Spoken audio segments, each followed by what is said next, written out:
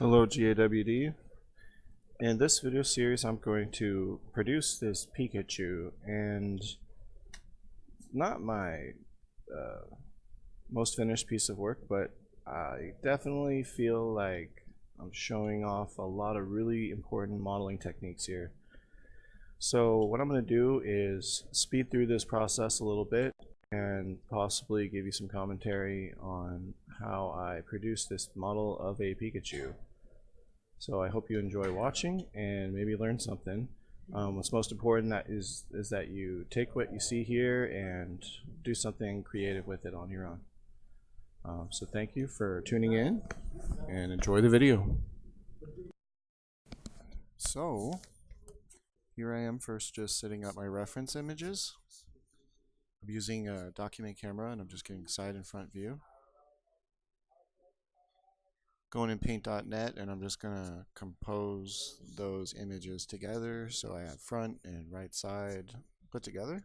Trying to use the notebook paper behind my Pikachu to kind of make them level so that when I rotate my viewport I get front and side view. A little bit of adjusting the X and Y on that background image for reference. Got that pretty much where I want it.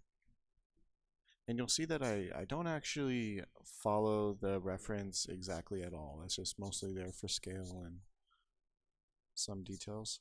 So I start with the nose, which is traditional for me. Usually just a plane and a lot of grabbing points and extruding. I had to restart here. I don't know what that was. That was weird.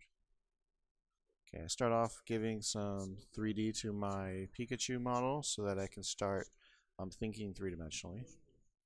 And watch as I pull the snout out and very quickly realize that I'm going to need to put some eyes in there. So I bring in this plane and shape some eyes, start connecting them. Then at some point I remove the face for the eyes so that I just have that loop around the eye. Bring that into place, shaping things more. Oh, and I have a mirror modifier set up. If you need help setting that up, just let me know.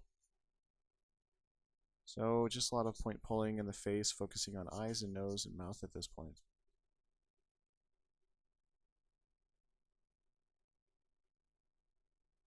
There was some comments on Pikachu looking angry, which is pretty valid commentary. Okay, this is the mouth. So I'm bringing in the mouth, and basically what I do is I take that plane, I extrude it, and then I delete the original plane so I get that loop. And I connected it.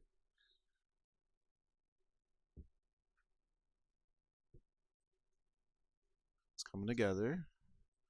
Okay, so now I got the nose, the eyes, and the mouth. Bring in the chin. At this point I'm strategizing about the cheeks and where I'm going to bring those in. And you see I'm kind of shaping a space for the cheek right there under the eye, and then I'm building the loop around the cheek and extruding it out. I wanted to get a nice round cheeks for Pikachu because it's a major character feature. Working out topology a little bit there. I had to add a loop on the eye, I think, eventually to fix this. Yeah, there it is. Okay, so I got the nice rounded cheeks I was looking for Pikachu. Then just scaling them, bringing them around out a little bit. I think at this point I have basically all the major features for my topology for the face, and then I'm thinking, how am I going to stretch it out to the whole head? So here I go stretching back, and then I think I go over the top a little bit.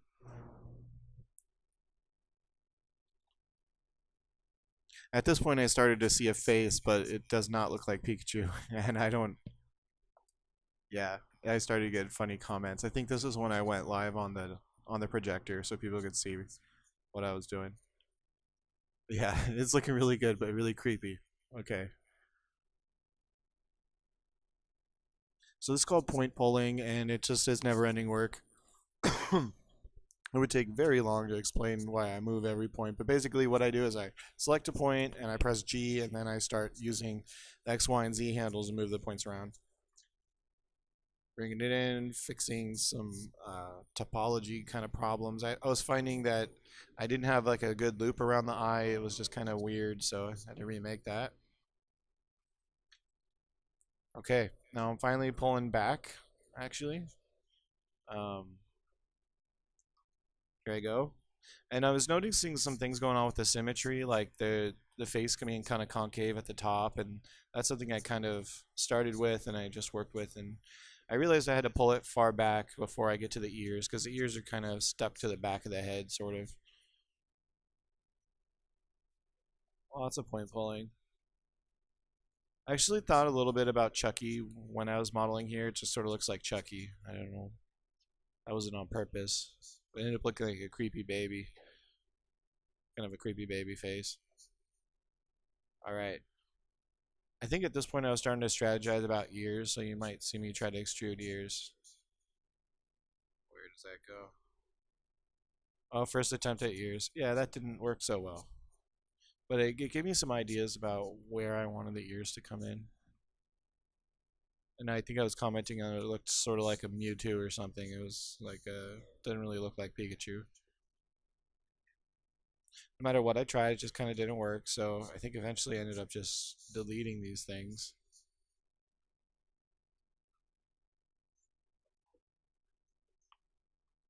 Yeah, watch this. I'm just gonna delete it all. But sometimes just having something, even though you're gonna delete it, it might be helpful anyways, just because it gets you to think about the overall shape, and it gets you thinking with a little bit of a different perspective about your modeling, so that so yeah, there I am redoing it, reshaping the whole. This is probably the trickiest part of the whole head. It's just working that out. Where are the ears going to come? Where are they going to extrude from? Just me thinking for a while. Okay. What do I do next? Okay. If you ever get stuck modeling, what I do is I just kind of just keep modeling. Don't stop. Just keep pulling points until things look better. Oh, okay. So here I had an idea about the eyes. So the eyes were just basically at the wrong angle. They needed to be sloped outwards from the inside inline of the body. Instead, they were the other way. So they had more of an aggressive look to them. And what I realized is I needed to open up those eyes, bring them closer into the nose, and that actually really helped with the expression. Once the expression was right, it helped me a lot with the modeling process. So don't be afraid to just make big changes. Okay, so I think at this point I'm about to fix the ears finally. Uh, I think I rebuild that hole in the top of the head and I actually bring it back. This doesn't.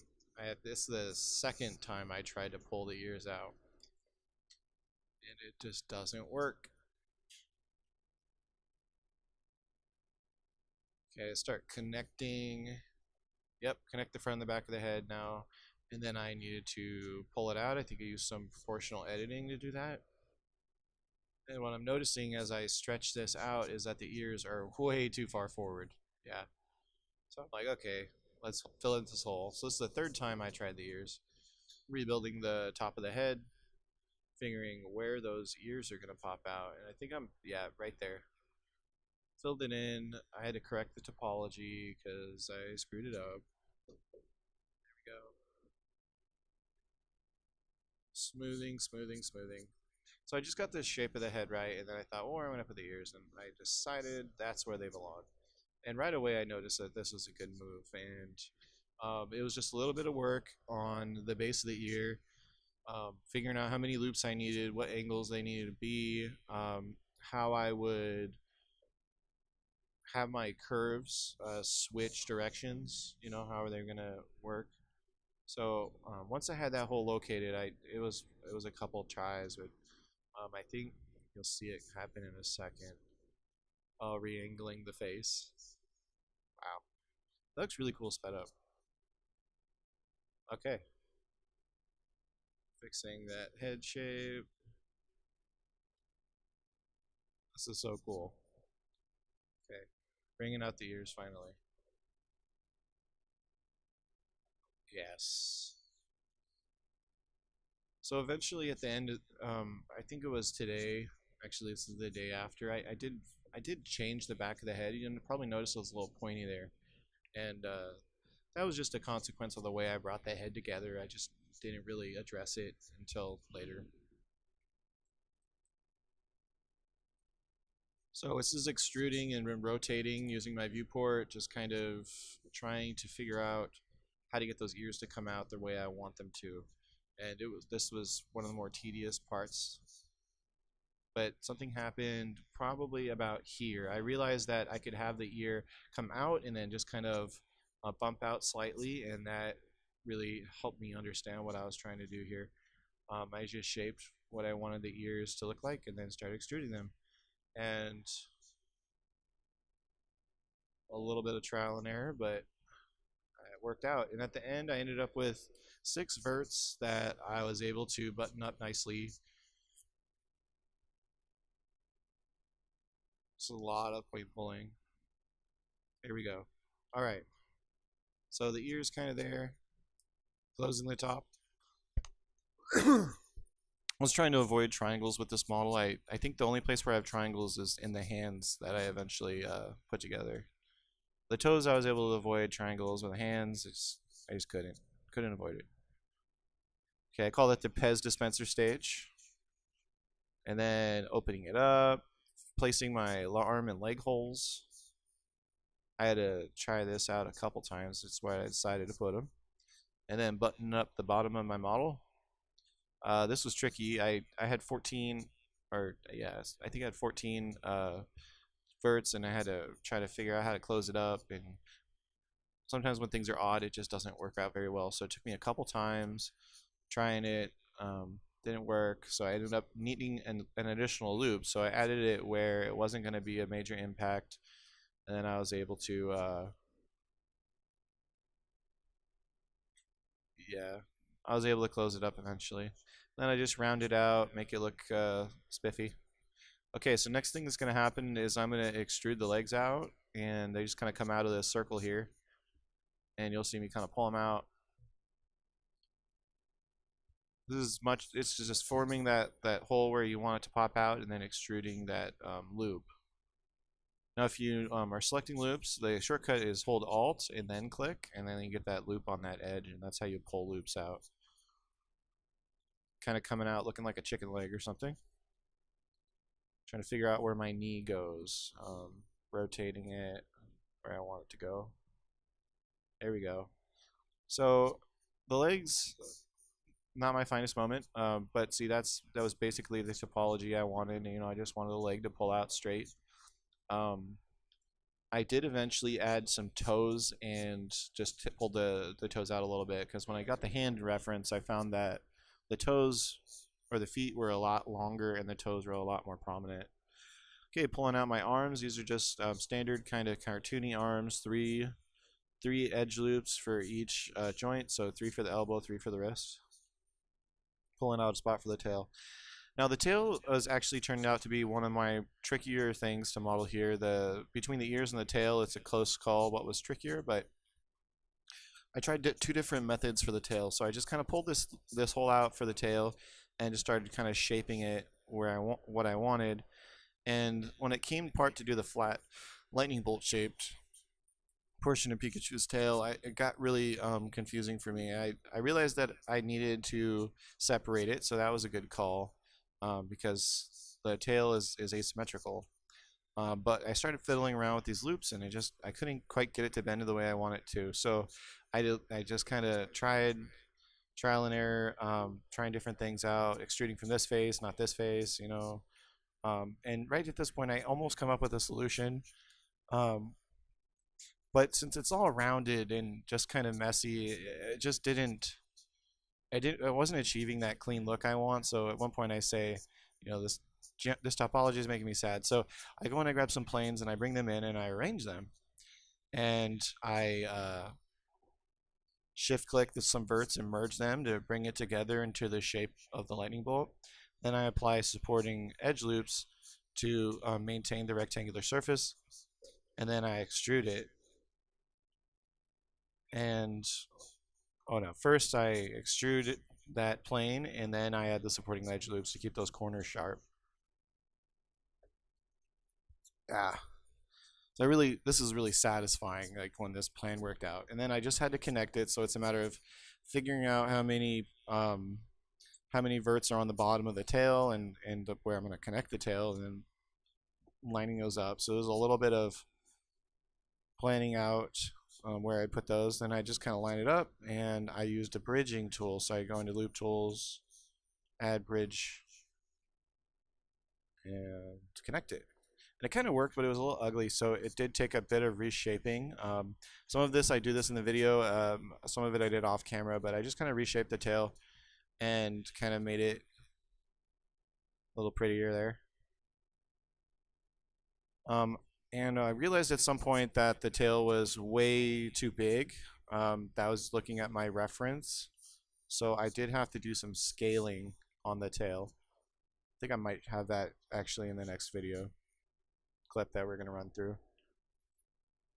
So it wasn't perfect bringing those two geometries together, but I feel like since they were so different in terms of how their geometry works, I feel like it was somewhat successful eventually. And I think one thing that I did to minimize that was I just kind of made that transition smaller so that, you know, to the naked eye, you're not really going to see where that tail, the lightning part of the tail meets the rounded, more organic shaped portion. Okay. So I think I just jumped to a video where I was more complete. This is after I think I reshaped the tail a little bit. I also added the yellow material so that I can start thinking more like Pikachu. Oh, and yeah, there's the scaling. So I just scaled down the tail, and that made a huge difference. Made it look a lot better. There's still some issues with the face that I was working on, and the ear, just kind of making things look nicer.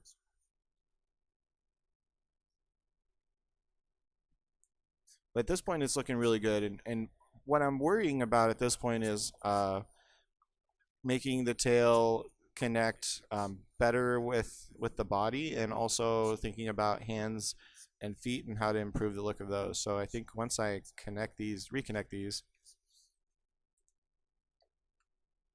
I think my next step is actually I separate it again so that I can go back into working on the Pikachu, because I got to do the hands and the toes and such. Yeah, there we go.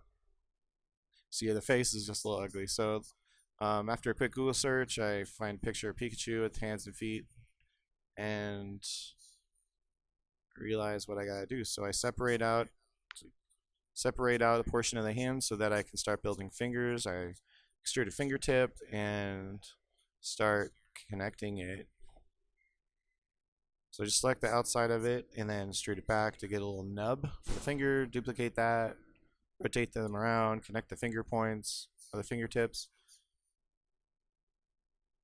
I had an issue here that I struggled with a little bit. I had this weird shading happening, and it was actually the contour of my mesh. When I switched to solid mode, which I'll do in a little bit, you'll see, it helped me figure out what was going on there. And it was basically, I just had some angles that weren't working, and because of the shape of the model, I wasn't noticing where exactly I needed to fix that. Also, there was, I think, an issue with the normals where I had to press Control N and fix the normals. So yeah, right there. So I was able to fix it. Okay, reshaping the hand a little bit.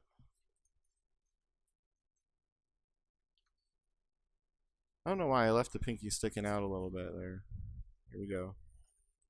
Now hands are my favorite, just because you always end up with all these extra verts you have to problem solve, so it's really fun.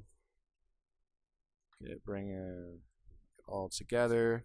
Now I don't think I showed this last step, but after I model the individual fingers, I actually connect the hand, and then I go into my I apply my mirror modifier, I remove half my model, I reapply the mirror modifier, and then it rebuilds it so I have the hand on both sides. So I did that off camera, but that's what I did. Also on the toes, I took my feet, I extruded the tip of the toes, and then I split the toes down the middle. So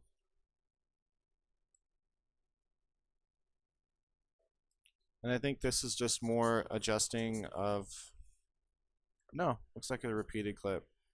Okay, so that's it for this.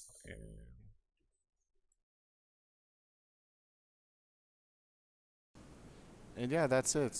So thanks again. And if you have any questions about exactly what I did, just let me know. All right. Thank you for watching.